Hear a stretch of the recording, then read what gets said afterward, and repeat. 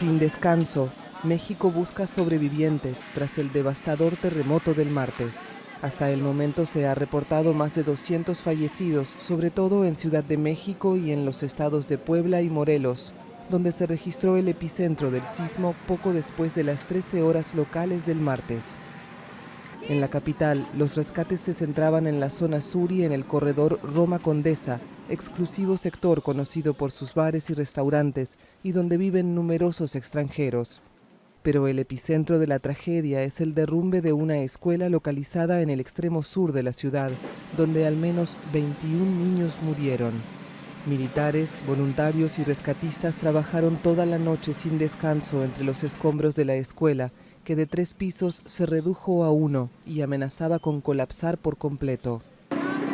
Desesperada, ya quisiera que salieran los niños, ver algo. Hay muchas personas que se quedaron aquí atrapadas y pues han sacado muy poca gente viva. Se estima que unos 40 edificios de Ciudad de México se vinieron abajo.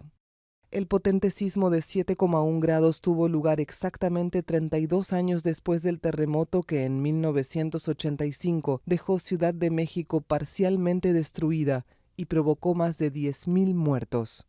El pasado 7 de septiembre, un terremoto de 8,1, el más fuerte en un siglo en México, causó 96 muertos y más de 200 heridos en el sur del país.